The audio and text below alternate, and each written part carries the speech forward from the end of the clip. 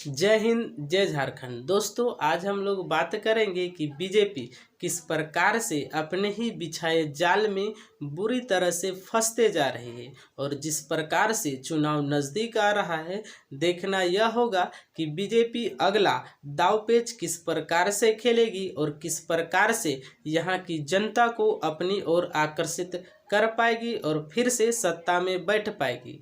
हालांकि देश विदेश में ऐसे बहुत सारे सरकारें हैं जो अपने कार्यकाल के दौरान अपने कार्य को पूरी तरह नहीं कर पाते हैं, जो वह वादे किए थे वह पूरे नहीं कर पाते हैं। तो देश में अपनी जनता की ध्यान आकर्षित कराने के लिए सीमा विवाद जैसे एजेंडे को अपनाते हैं। अपने पड़ोसी देश में सीमा विवाद जैसे एजेंडे को अपनाकर चुनाव जीतते हैं और सत्ता में आते हैं। क्या बीजेपी भी ऐसे ही करेगी?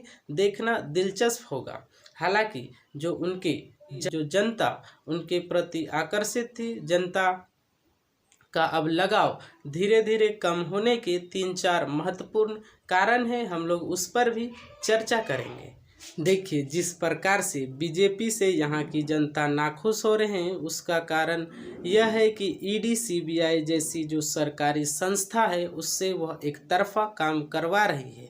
वह विपक्षी नेताओं पर, विपक्षी पार्टियों पर तथा बड़े बड़े उद्योगपतियों पर इलेक्टोरल बॉन्ड के नाम से उनकी पार्टी फंड में पैसा ना जमा होने के कारण वह उनसे इलीगल काम करवा रही है। तो चलिए इन पर बात करते हैं। तो जो बड़े बड़े उद्योगपति हैं उन पर इलेक्टोरल बॉन्ड ना देने के कारण उनसे ईडी जैसे छापेमारी करवाई जाती है और उन्हें परेशान किया जाता है। और जब यही उद्योगपति और कंपनियां जब इलेक्टोरल बॉन्ड के नाम से वैसे सत्ताधारी पार्टी को जब चंदा दिया जाता है तो वही पार्टी, वही सत्ताधारी दल उनके फेवर में आ जाते हैं। उनके ईडी सीबीआई जैसे जांच को धीमा कर देते हैं या फाइल बंद कर देते हैं और तो और वैसे ही कंपनी को अपना टेंडर भी देते हैं। तो एक तरह से यह चंदे का धंधा चल रहा है और वहीं विपक्ष के नेताओं और विपक्ष के पार्टियों पर ईडी सीबीआई जैसी छापेमारी करवाई जा रही है। हालांकि यह काम एक तरफा हो रहा है, करप्शन पक्ष में भी है, विपक्ष में भी है, लेकिन ईडी सीबीआई का एक तरफा काम करवाया जाना देश की जनता के लिए, यह एक बीजेपी के लिए काफ़ी ज़्यादा बुरी खबर है, क्योंकि इससे बीजेपी को चाहने वाले अब कम होने जा रहे हैं। जिस प्रकार से यहाँ के current sitting chief minister Arvind Kejriwal Delhi के उन्हें ईडी का छापामारी करवाकर तथा झारखंड के current chief minister Hemant Soren को ईडी का छापा मरवाकर उन्हें जेल में बंद कर दिया जाता है। हालांकि देखिए, देश में न्यायपालिका भी है और सजा देने का काम न्यायपालिका का है, लेकिन बिना कोर्ट में जाए यह केस डायरेक्ट ईडी के हाथ में जाता है और ईडी को ना पूरी तरह से सबूत मिल पाता है और उन्हें जेल के अंदर डाल दिया जाता है। जिससे क्या होता है कि हेमंत सोरेन एक आदिवासी नेता है और इस वजह से आदिवासियों में बीजेपी के प्रति आक्रोश है और इस कारण से बीजेपी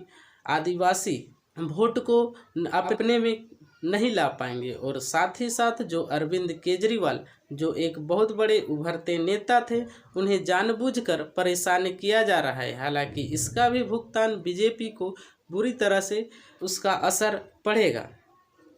और बात करते हैं कि वही जब विपक्षी पार्टी के नेता जब उनके पक्ष में जाते हैं तो उनके ईडी सीबीआई जैसे कार्यों को धीमा कर दिया जाता है, फाइल बंद कर दी जाती है और उनके पार्टी में जाते ही वह दूध के धुले हो जाते हैं। तो इस प्रकार से यहाँ की जनता बीजेपी से नाखुश होते जा रही है और अब देखना यह होगा कि लास्ट स्टेज में जाकर बीजेपी किस प्रकार से अपना दांवपेच खेलेगी।